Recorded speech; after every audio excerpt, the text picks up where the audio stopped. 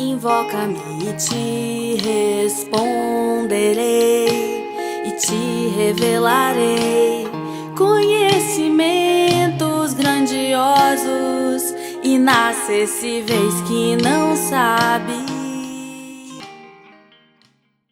Hoje vamos estudar a defesa de Paulo diante das acusações injustas feitas pelos judaizantes radicais. Está aqui em Atos 22, a partir do versículo 1, onde lemos: Irmãos e pais, ouvi agora a minha defesa perante vós.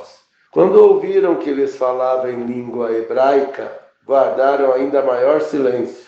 E continuou: Eu sou judeu, nasci em Tarso da Cilícia, mas criei-me nessa cidade e fui aqui instruído aos pés de Gamaliel, segundo a exatidão da lei de nossos antepassados, sendo zeloso para com Deus, assim como todos vós o sois no dia de hoje. Persegui este caminho até a morte, prendendo e metendo em cárceres homens e mulheres, de que são testemunhas o sumo sacerdote e todos os anciãos. Destes recebi cartas para os irmãos e ia para Damasco, no propósito de trazer manietados para Jerusalém os que também lá estivessem para serem punidos.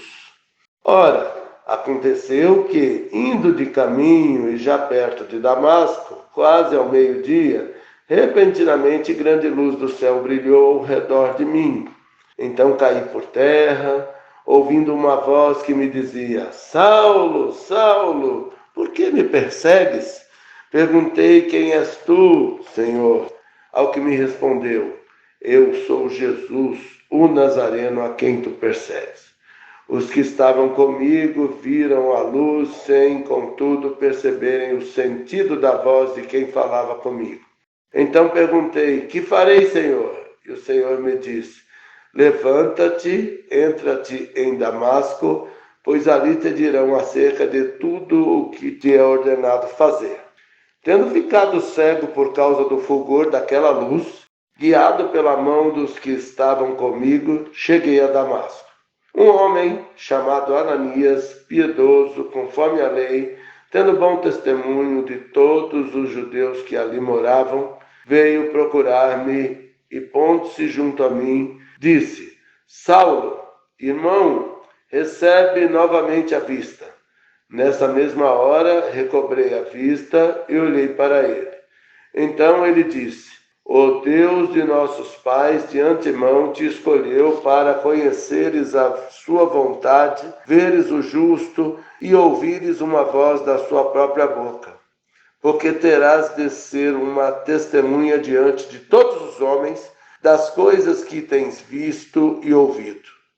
E agora, por que te demoras?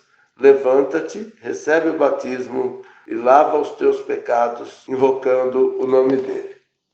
Tendo eu voltado para Jerusalém, enquanto estava no templo, sobreveio-me um êxtase e vi aquele que falava comigo: Apressa-te e sai logo de Jerusalém, porque não receberão o teu testemunho a meu respeito. Eu disse: Senhor, eles bem sabem que eu encerrava em prisão e nas sinagogas açoitava os que criam em ti. Quando se derramava o sangue de Estevão, tua testemunha, eu também estava presente, consentia nisso e até guardei as vestes dos que o matavam. Mas ele me disse: Vai, porque eu te enviarei para longe aos gentios. Ouviram-no até essa palavra e não gritaram. E então gritaram, dizendo: Tira tal homem da terra, porque não convém que ele viva. Ora, estando eles gritando, arrojando de si as suas capas, atirando poeira para os ares, ordenou o comandante que Paulo fosse recolhido à fortaleza e que, sob açoite, fosse interrogado para saber por que motivo assim clamavam contra ele. Vemos aqui nesse texto um outro milagre. Paulo usou a sua estratégia, ele era muito inteligente e tinha uma estratégia, e ele pelo fato de ser cidadão romano, ele teve direito a fazer a sua defesa e o fez com muita sabedoria. Nós, neste caso aqui, aprendemos que nós, para lograrmos êxito na nossa viagem missionária, precisamos ter consciência dos nossos direitos e dos nossos deveres. E, como Paulo, lutarmos por ele. Deus não nos tem dado um espírito de passividade diante das injustiças, inclusive as religiosas do nosso tempo. Mas Ele tem nos dado um espírito de ousadia e intrepidez para testemunharmos as verdades do Evangelho de Cristo e as promessas do Senhor para os seus discípulos fiéis. Então, irmãos, embora pareça que a injustiça do mundo tenha sublevado o poder do Evangelho, tenha colocado abaixo todos os valores bíblicos que nós defendemos, enquanto nós tivermos consciência de nossos direitos, lutemos, porque isso é muito importante na obra. Isso pode decidir entre a nossa vida e a nossa morte. Nós vemos que Paulo se posicionou com muita propriedade, ele foi muito eloquente no sentido de assumir suas culpas de perseguidor do Evangelho no passado e agora testemunha, depois do encontro com Cristo, até as últimas consequências. E esses homens acusadores não suportaram ver Paulo com tanta inteligência vinda do alto defender os seus direitos. Eles tiveram que engoli-lo falando e nós vemos que isto precipitou a liberdade de Paulo, pelo menos por aquele momento.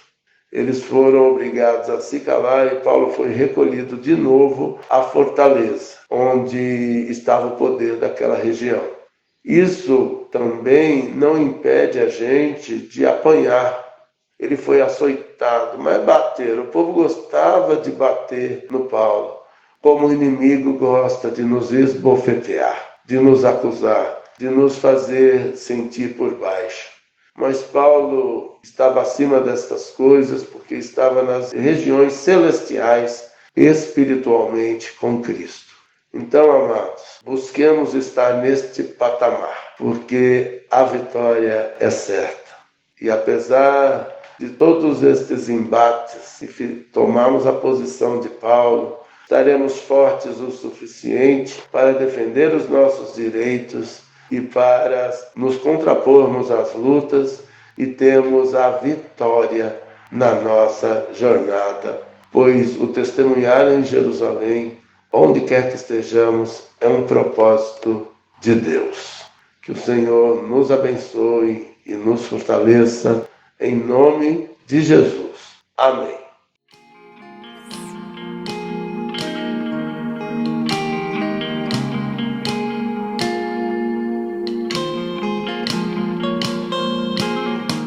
Invoca-me